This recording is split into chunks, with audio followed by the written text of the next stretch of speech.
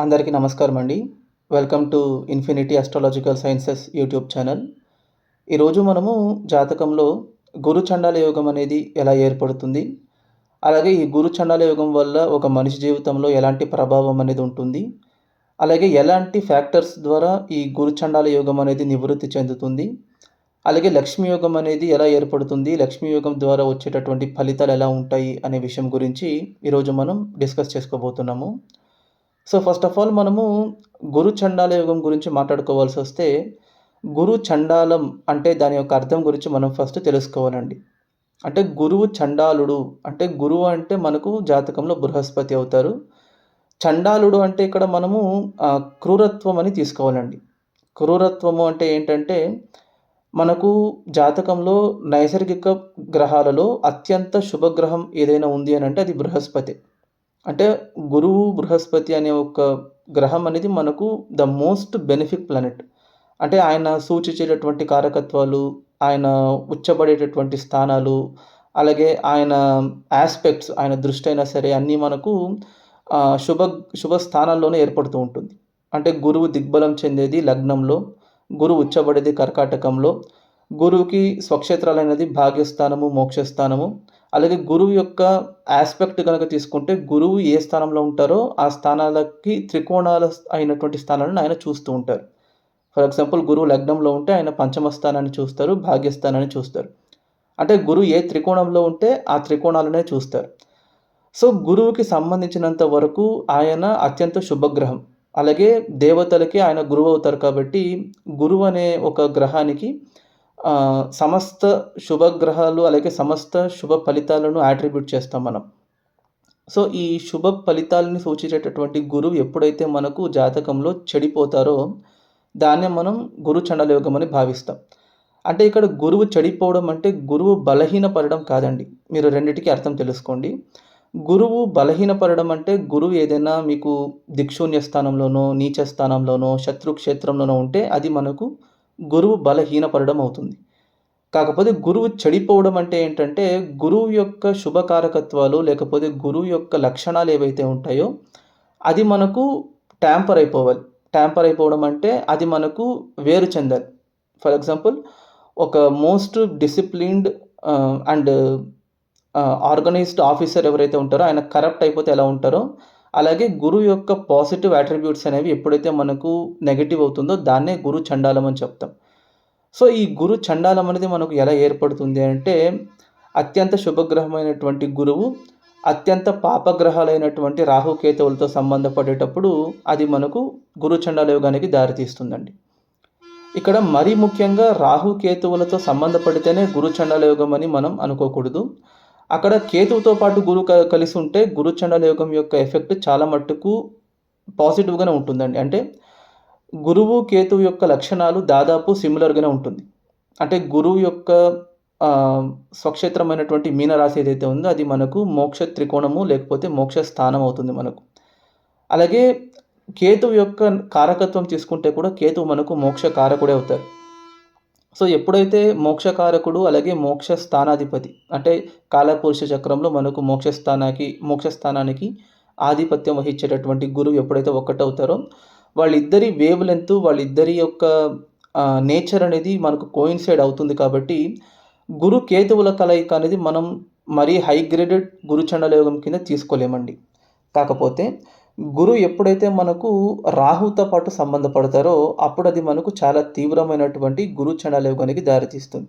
ఎందుకంటే రాహు యొక్క నేచరు అలాగే రాహు యొక్క యాట్రిబ్యూట్స్ అనేవి completely opposite to the Guru attributes. అంటే గురువు మనకు జ్ఞానాన్ని, మంచితనాన్ని, ఎథిక్స్‌ని, వాల్యూస్‌ని, మారల్స్‌ని సూచిస్తారు. On the other hand Rahu మనకు ఏం చేస్తాడంటే it is complete full of desire. అంటే రాహు మనకు ఏదైనా ఒకటి సాధించాలంటే ఎలాగైనా సాధించొచ్చు. దానికి మనం ధర్మాన్ని ఆచరించాల్సినటువంటి అవసరం లేదు. లేకపోతే ఒక విషయాన్ని మనం ఎథికల్‌గా ఫాలో అయ్యి సాధించాల్సినటువంటి విషయాన్ని రాహు ఏం చేస్తాడంటే షార్ట్‌కట్‌లో సాధించడానికి మనకు ప్రేరేపితం చేస్తాడు. సో రాహు అనేవాడు ఏంటంటే అతనికి కావాల్సింది ఓన్లీ డిజైర్. అంటే ఏదైనా ప్రతి ఒక్క విషయము తనకు కావాలనిపించేటటువంటి తత్వం ఉంటుంది రాహువుకి. అలాగే ఎంత సాధిచ్చినా కూడా ఆ విషయం అనేది మనకొచ్చిన తర్వాత కూడా దాంట్లో మనకు సంతృప్తి కలగదు.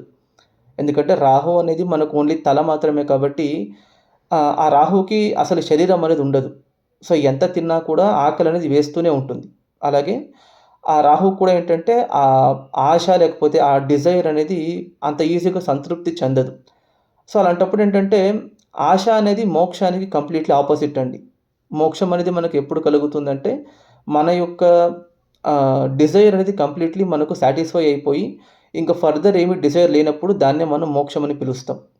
అంటే ఒక విషయాన్ని మనం సంపూర్ణంగా అనుభవించి, ఆస్వాదించి దాని మీద పరిపూర్ణంగా ఒక దాన్ని అనుభవించిన తర్వాత దాని మీద మనకున్నటువంటి ఆ మక్కువ, ఆ ఆశ అనేది తగ్గిపోతుంది. అదే మోక్షం అంటే. కాకపోతే రాహు ఏం చేస్తాడంటే ఒక విషయం మీద ఆశ అనేది కలిగిస్తూనే ఉంటాడు. అంటే ఫర్ ఎగ్జాంపుల్ ఇప్పుడు మనం లక్షాధికారి అవ్వాలనుకోండి. లక్షాధికారి అయిన తర్వాత మనకు లక్షలు సరిపోదు. మనకు కోట్లు కావాలని ఆశయాన్ని ఇస్తారు. తర్వాత కోటీశ్వరుడైనా కూడా ఇది సరిపోదు ఇంకా కావాలని. అంటే అది వెళుతూ ఉంటుంది. ఎక్కడ ఒక చోట స్టాప్ అవ్వదు. సో, ఇలా 2 ఆపోజిట్ ఫోర్సెస్ ఇద్దరు మీట్ అయ్యేటప్పుడు ఇద్దరి యొక్క నేచర్ అనేది అక్కడ కొలైడ్ అవుతుంది మనకు. కాకపోతే ఇక్కడేంటంటే గురువు వల్ల రాహు శుభత్వం పొందితే అది మంచిదండి. కానీ రాహు వల్ల గురువు గనుక ఇన్‌ఫ్లుయెన్స్ అయితే అప్పుడే అది మనకు గురు చండలయోగానికి దారితీస్తుంది. సో, నార్మల్‌గా మనం జాతకాలు చూసేటప్పుడు చాలామందికి గురు రాహుల కలయిక అనేది ఉంటుందండి. సో, నార్మల్‌గా గురు చండలయోగం యొక్క ఎఫెక్ట్ అనేది ఎలా ఉంటుంది అనంటే చేతికందిన కూడు నోటికందదని చెప్తారు కదా! అలాగా ఒక విషయం అనేది మనకు ఇంకా ఆల్మోస్ట్ మనకది దక్కుతుంది అనే టైంలో మనకది చేజారిపోతుంది. లేకపోతే ఒక ఉన్నత పదవికి వెళ్ళి అక్కడ మనకు అందాల్సినటువంటి గౌరవ మర్యాదలు ఏదైతే ఉంటాయో అది మనకొచ్చే లోపే మన మీద ఏదైనా నింద పడేటటువంటి అవకాశాలు, లేకపోతే ఒక హైయెస్ట్ పొజిషన్ నుంచి కంప్లీట్‌గా సడెన్‌గా ఎటువంటి ఒక ఇంటిమేషన్ లేకుండా, ఎటువంటి ఒక కాన్సిక్వెన్స్ లేకుండా కింద పడిపోవడం. సేమ్ లైక్ ఇప్పుడు మనకు విపరీత రాజయోగంలో ఎలాగా రాజయోగాన్ని ఇచ్చినట్టే ఇచ్చి మళ్ళీ వెనక్కి తీసేసుకుంటుందో, అలాగా గురు చండాలయోగంలో కూడా ఏంటంటే ఒక ఉన్నత స్థాయి వరకు ఒక మనిషిని తీసుకెళ్ళి అక్కడి నుంచి కిందకు తోసేస్తుంది. సో, ఇలాంటివన్నీ ఎందుకు జరుగుతాయి అనంటే గురు చండాలయోగంలో ఇన్వాల్వ్ అయినటువంటి గురు రాహువుల యొక్క పవర్ డిఫరెన్స్ అనేది మనం అక్కడ క్లియర్‌గా గమనించాలండి. అంటే నార్మల్‌గా ఇప్పుడు గురువు, రాహువు గనక కలిసి ఉంటేనే గురు చండాలయోగం అని మనం భావించకూడదు ఎప్పుడు. అందులో వేరియస్ ఫ్యాక్టర్స్ అనేవి మనకు ఇన్వాల్వ్ అయి ఉంటుంది. అంటే ఒక రాశిలో గురువు, రాహువు గనక కలిసి ఉంటే అది గురు చండాలయోగం అని మనం భావిస్తాం. కానీ వాళ్ళిద్దరి మధ్య ఉన్నటువంటి మ్యూచువల్ డిస్టెన్స్ అంటే ప్రాక్సిమిటీ రేంజ్ అనేది మనకక్కడ మోస్ట్ ఇంపార్టెంట్ రోల్ ప్లే చేస్తుంది. అంటే గురువుకి, రాహువుకి మధ్య ఒక 15 డిగ్రీస్ పైగా మనకు గ్యాప్ ఉంటే అంటే సపోజ్ గురువు ఒక 3 డిగ్రీల్లో ఉన్నారు. రాహు ఒక 19 డిగ్రీలోనో, 20 డిగ్రీలోనో ఉన్నారనుకోండి. అప్పుడు వాళ్ళిద్దరికీ ఆల్మోస్ట్ ఒక 17-18 డిగ్రీస్ గ్యాప్ ఉంటుంది. సో, అప్పుడేంటంటే ఆ గురు చండాల యుగంలో వచ్చేటటువంటి ఎఫెక్ట్ అనేది మరీ తీవ్రంగా ఉండదు. అంటే గురువు అక్కడ మీకు రాహు వల్ల వచ్చే ఇన్‌ఫ్లుయెన్స్ ద్వారా చెడిపోవట్లేదన్నట్టు భావించాలి. ఒకటి. రెండేంటంటే ఈ గురు చండాల యుగంలో ఇన్వాల్వ్ అయినటువంటి గురు రాహువులు ఎలా మూవ్ అవుతూ ఉన్నారో చూడాలి మనం. అంటే మన జన్మ జాతకంలో గురువు, రాహు వాళ్ళిద్దరూ కలుస్తున్నారా? విడిపోతున్నారా? అనేది కూడా మనం ఇక్కడ మేజర్ ఫ్యాక్టర్‌గా కన్సిడర్ చేయాలి. అంటే ఫర్ ఎగ్జాంపుల్ ఇప్పుడు గురువు ఒక 10 డిగ్రీల్లో ఉన్నారు. రాహు ఒక 20 డిగ్రీలో ఉన్నారనుకోండి. అప్పుడు గురువు, రాహు ఇద్దరు కలుస్తున్నారన్నట్టు భావించాలి. ఎందుకంటే గురువు ఎప్పుడు ఫార్వర్డ్ మోషన్‌లో ఉంటారు. రాహు ఎప్పుడు వక్రించి రెట్రోగ్రేడ్ మోషన్‌లో ఉంటారు. సో, అప్పుడేంటంటే గురువు, రాహువు మధ్య డిస్టెన్స్ అనేది క్లోజ్ అవుతుంది. అంటే వాళ్ళిద్దరూ కలవబోతూ ఉన్నారు. అంటే గురు, రాహువుల కలయిక అనేది జరగబోతోంది కాబట్టి అప్పుడు గురు చండాల యోగం యొక్క ఎఫెక్ట్ కొంచెం తీవ్రంగా ఉంటుంది.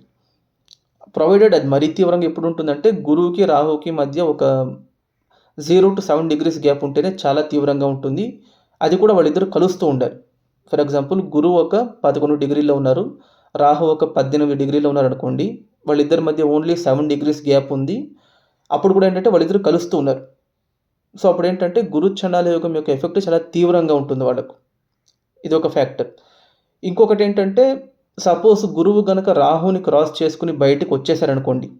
అంటే గురువు ఒక 23 డిగ్రీలో ఉన్నారు. రాహు ఒక 16 డిగ్రీలో ఉన్నారనుకోండి.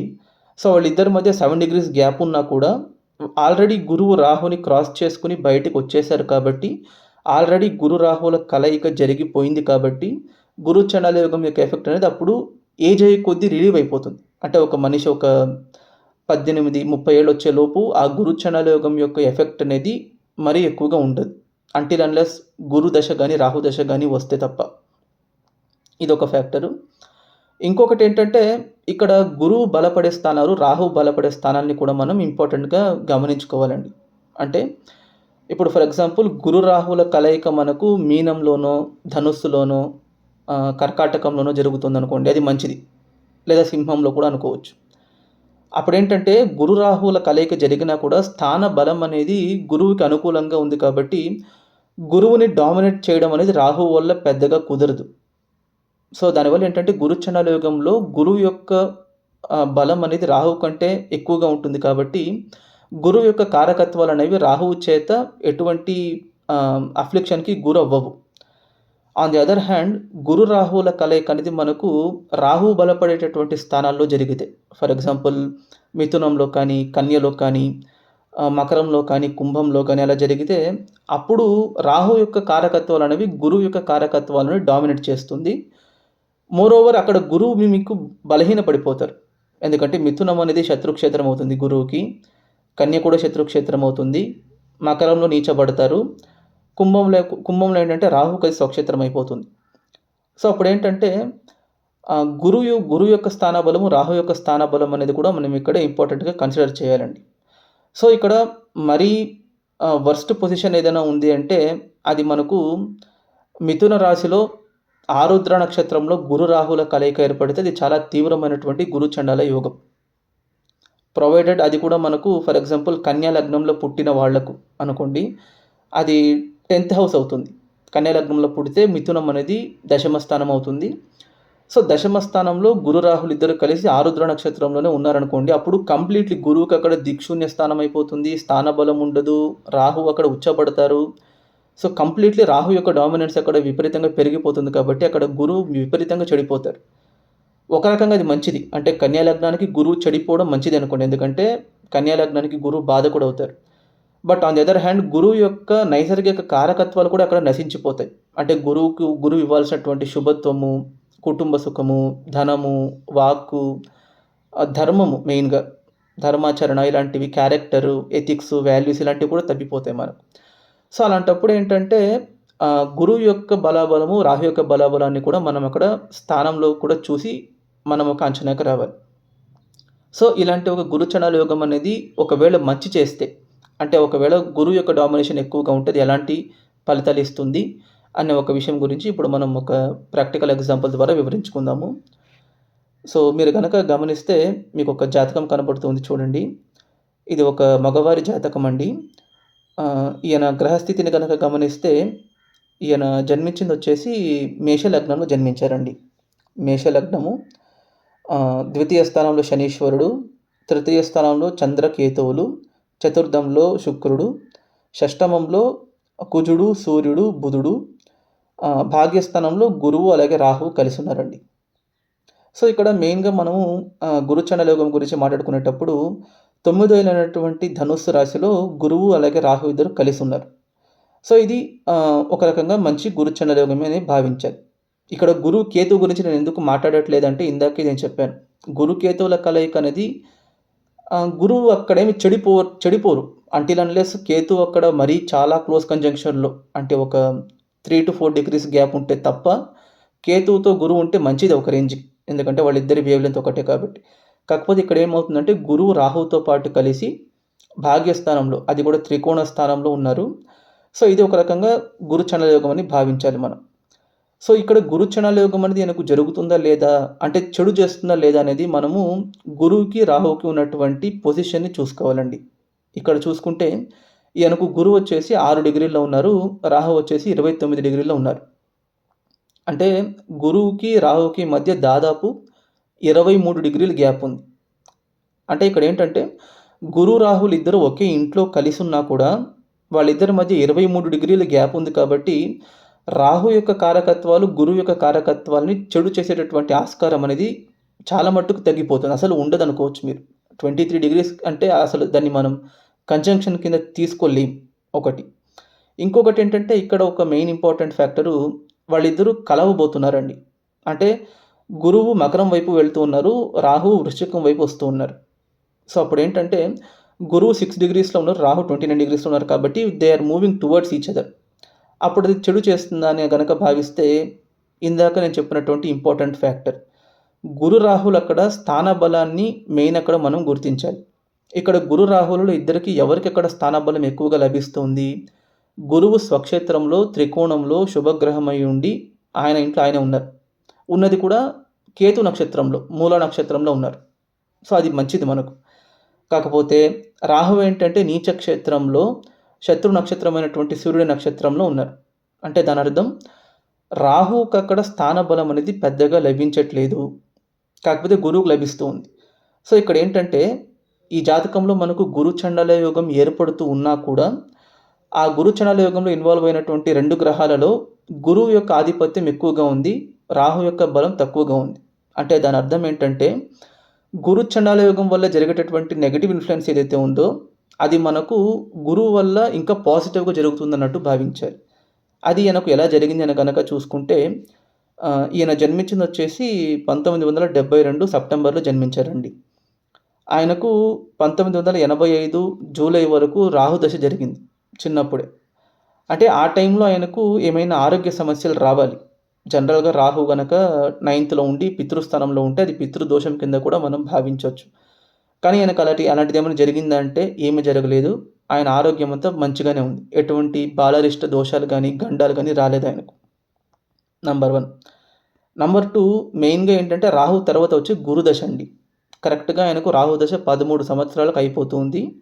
తర్వాత ఆయనకు గురుదశ స్టార్ట్ అవుతుంది. 1985 నుంచి 2001 వరకు ఆయనకు గురుదశ జరిగింది. సో ఇది మోస్ట్ ఇంపార్టెంట్ పీరియడ్. ఎందుకంటే ఈ దశలోనే ఆయనకు hire education, job, settlement, career అంతా లభించాలి. సో ఉన్నది కూడా ఆయన ఎక్కడ ఉన్నారు? ఉన్నత విద్యని ప్రసాదించేటటువంటి భాగ్యస్థానంలో ఉన్నారు. అలాగే పితృస్థానం కూడా. అంటే నార్మల్‌గా మనకు పితృస్థానంలో పాపగ్రహాలు ఉంటేనో, ఇలాంటి గురుచండాల యోగాలు ఏర్పడితేనో అప్పుడు మనకు తండ్రి కొడుకుల మధ్య ఉన్నటువంటి లేకపోతే తండ్రి సంతానం మధ్య ఉన్నటువంటి అనుబంధం దెబ్బతింటుందని చెప్తాం కదా! ఇక్కడ అలా జరిగిందంటే వాళ్ళిద్దరి మధ్య చాలా మంచి అనుబంధం ఉంది. ప్రాబ్లమ్ లేదు ఆయనకు. బట్ ఇక్కడేంటంటే గురుదశ స్టార్ట్ అయిన తర్వాత ఆయనకు 1989లో ఐఐటీ సీట్ దొరికిందండి. Free seat. ఇది ఇంపార్టెంట్‌గా గుర్తించాలి. ఎందుకంటే హైయర్ ఎడ్యుకేషన్ వెళ్తూ ఉన్నారు. అది కూడా ఎక్కడ ఆయనకు దొరుకుతుంది సీటు? ఐఐటీ అంటే it is one of the most profound universities. అది కూడా ఫ్రీ సీట్ అండి. అలాగే ఆయన అక్కడ మెకానికల్ ఇంజినీరింగ్ చేశారు బ్యాచిలర్స్. మళ్ళీ అక్కడే ఎంఈ కూడా చేశారు ఆయన. మెటలర్జీలో ఎంఈ చేశారు. అంటే గురుదశ అనేది ఆయనకు ఉన్నత విద్యనిస్తుంది. అలాగే తండ్రి సుఖాన్ని ఇస్తూ ఉంది. ఉన్నత విద్య కూడా ఎటువంటి సంస్థలో ఇస్తూ ఉంది? మోస్ట్ ప్రొఫౌండ్ ఇన్‌స్టిట్యూట్ అయినటువంటి ఐఐటీలో ఇస్తూ ఉంది. అది కూడా ఏంటంటే ఒక్క డిగ్రీతో ఆపేయలేదు ఆయన. మాస్టర్స్ కూడా చేశారు. ఇది ఎప్పుడంటే 1989 నుంచి 1997 వరకు చదివారాయన. అంటే దాదాపు పీహెచ్‌డీ కూడా చేశారు. పీహెచ్‌డీ అంటే ఆయన మధ్యలో వదిలేశారు. బట్ మాస్టర్స్ కంప్లీట్ చేశారాయన. అంటే ఉన్నత విద్యని ఇస్తూ ఉన్నారు గురువు ఆయనకు. సో ఇక్కడేంటంటే గురు చండాల యోగం జరిగినా కూడా అక్కడేంటంటే ఆయనకు కుటుంబంలో ఎటువంటి తగాదాలు లేదు. తండ్రితో ఎటువంటి విభేదాలు లేదు. మంచి విద్యనిస్తూ ఉంది. సో గురు చండాల యోగంలో గురువు గనక బలపడితే ప్రొవైడెడ్ అది లగ్నానికి శుభగ్రహం అయ్యుండాలి. ఇప్పుడు ఇదే గురు చండాల యోగం మనకు శనిపాలిత లగ్నాలకు రాహు గనక బలపడి జరిగితే అప్పుడు వాళ్లకు మంచిగా ఉంటుంది. ఇందాక నేను చెప్పినట్టు కన్యా లగ్నానికి దశమ స్థానంలో గురు చండాల యోగం ఉందనుకోండి, అది కన్యా లగ్నానికి మంచిది. ఎందుకంటే కన్యా లగ్నానికి గురువు బాధకాధిపతి అవుతారు కాబట్టి చెడు చేసేవాడు ఎప్పుడు చెడిపోతే జరగాల్సినటువంటి చెడు తక్కువగా ఉంటుందన్నట్టు మనం భావించాలి. సో అలాగా ఇక్కడేంటంటే ఈయనకు ఈ మేష లగ్నానికి గురువు శుభగ్రహమై ఉండి భాగ్యస్థానంలో స్వక్షేత్రపడి రాహువుని ఆయన డామినేట్ చేస్తున్నారు కాబట్టి గురు దశలో మొత్తం ఆయన శుభ ఫలితాలనే ఇచ్చారు. సో ఇక్కడ గురు చండాల యోగం ఏర్పడినా కూడా గురువు అక్కడ ఆయనకు పాజిటివ్ రిజల్ట్స్ ఇస్తున్నారు. ఒకటి మెయిన్ ఏంటంటే ఈ గురువు తర్వాత ఆయనకు శని దశ వస్తుందండి. ఇది మోస్ట్ ఇంపార్టెంట్. శని దశలో ఆయనకు ఈ ఇంజినీరింగ్ కంప్లీట్ చేసుకుని విపరీతమైనటువంటి జాబ్ ట్రయల్స్ చేశారు. అంటే ఆయనకు డిగ్రీ బాగుంది, మంచి మార్క్స్ తీసుకున్నారు, అకాడమిక్ పర్ఫార్మెన్స్ అంతా బాగుంది. కానీ సెటిల్మెంట్‌లో ఆయనకు చిక్కొచ్చి పడింది. అంటే ఆయనకు 1997లో ఆయనకు ఎడ్యుకేషన్ కంప్లీట్ అయిపోయింది. 2001లో ఆయనకు శనిదశ స్టార్ట్ అయింది. శనిదశ స్టార్ట్ అయిన తర్వాత విపరీతమైనటువంటి కష్టాలు ఆయనకు. ఫస్ట్ 5 ఇయర్స్ 2001 నుంచి 2006 వరకు. అంటే శని దశలో ఆయనకు పెళ్లి ఒకటయింది 2005లో. అది కూడా అప్పుడు ఆయనకు ఏజ్ 33 ఏళ్ళు. కాకపోతే 2007 వరకు ఆయనకు విపరీతమైనటువంటి కష్టాలు. అంటే అంత మంచి డిగ్రీ ఉన్నా, అంత మంచి ఇన్‌స్టిట్యూట్‌లో చదువుకున్నా కూడా జాబ్ తెచ్చుకోలేకపోయారు. సంపాదన కూడా అంటే జాబ్ తెచ్చుకున్నా కూడా ఏంటంటే ఒక 4 నెలలు, 5 నెలలు అలా ఫ్రీక్వెన్సీలో మారుతున్నారు కంపెనీస్. సో, ఇలా మారే కొద్దీ ఏంటంటే 2007లో ఆయనకు జేఎస్‌డబ్ల్యూలో జాబ్ వచ్చింది. అక్కడ ఆయన 5 సంవత్సరాలు చేశారు. చాలా మంచి సాలరీ. పెళ్ళైన తర్వాత ఆయనకు యోగాన్ని ఇచ్చిందది. ఒకటి. 2013లో ఆయనొచ్చేసి వేస్ట్ మేనేజ్‌మెంట్ ప్లాంట్ వేస్తున్నారండి. అంటే 2013లో ఆయన సొంతంగా ఫ్యాక్టరీ వేస్తున్నారు. అది కూడా ఏంటంటే ఎలక్ట్రానిక్ వేస్ట్ రీసైక్లింగ్ ప్లాంట్ లాగా. అది ఆయన 13లో వేసింది విపరీతమైన లాభాలు. అంటే ఒక రూ. 100 పెట్టుబడి పెడితే ఆయనకు ఒక రూ. 500 రాబడొచ్చింది. ఆయన 4 ఎకరాల ల్యాండ్ కొన్నారు. ఒక ఇల్లు కట్టుకున్నారు. అలాగే ఈవెన్ షేర్స్ కూడా కొనుక్కున్నారు. సో, ఇక్కడేంటంటే శని దశ సెకండ్ హాఫ్‌లో ఆయన విపరీతంగా యోగిచ్చింది. ఎందుకు యోగిచ్చింది శని దశ అని గనక చూసుకుంటే ఆయన లక్ష్మీ యోగంలో ఉన్నారు. లాభాధిపతి అయినటువంటి శనీశ్వరుడు ధనస్థానంలో ఉన్నారు. లాభాధిపతి శనీశ్వరుడు ధనాధిపతి అయినటువంటి శుక్రుడిని చూస్తూ ఉన్నారు. ధనాధిపతి శుక్రుడు దశమ స్థానాన్ని చూస్తున్నారు. అంటే ఇక్కడేంటంటే ధనము, లాభము 2 మనకు లింక్ అవుతుందక్కడ. అలా లింక్ అయ్యేటప్పుడు ఏంటంటే అది ఆటోమేటిక్‌గా మనకు లక్ష్మీ యోగాన్ని ఇవ్వాలి. సో, లక్ష్మీ యోగం అనేది ఆయనకు సెకండ్ హాఫ్‌లో స్టార్ట్ అవుతుంది. 2013 నుంచి స్టార్ట్ అయింది ఆయనకు. సో, ఇక్కడేంటంటే మెయిన్‌గా నేను చెప్పదలుచుకుంది గురుచండాల యోగంలో మనకు గురువు గనక బలంగా ఉండి అది మనకు లగ్నాతు శుభగ్రహమై ఉంటే గురువు బలపడితే గురుచండాలం అనేది మనకు యోగంగా వ్యవహరిస్తుంది. అలాగే శనిపాలిత లగ్నాలకు రాహు శుభగ్రహం అవుతారు కాబట్టి రాహు గనక బలపడి ఉంటే అప్పుడు రాహు దశ వచ్చినప్పుడు కరెక్ట్ టైంలో రావాలి అది మనకు. అంటే మనకు ఒక 18 ఇయర్స్ నుంచి ఒక 55 ఇయర్స్ లోపు మధ్య వస్తే అప్పుడు అది మనం సక్రమంగా వాటిని ఫుల్ స్కేల్‌లో యుటిలైజ్ చేసుకోగలుగుతాం. ఓకేనా? సో, ఇంతవరకు నా వీడియో చూసారని అంటే మీకు ఈ వీడియో నచ్చిందని అనుకుంటున్నాను. దయచేసి ఈ వీడియోకి ఒక లైక్ చేయండి, షేర్ చేయండి. మీ యొక్క వాల్యుయబుల్ ఒపీనియన్స్‌ని కామెంట్ రూపంలో తెలియజేయండి. అలాగే ఛానల్‌ని మాత్రం సబ్స్క్రైబ్ చేసుకోవడం మర్చిపోకండి. Thank you.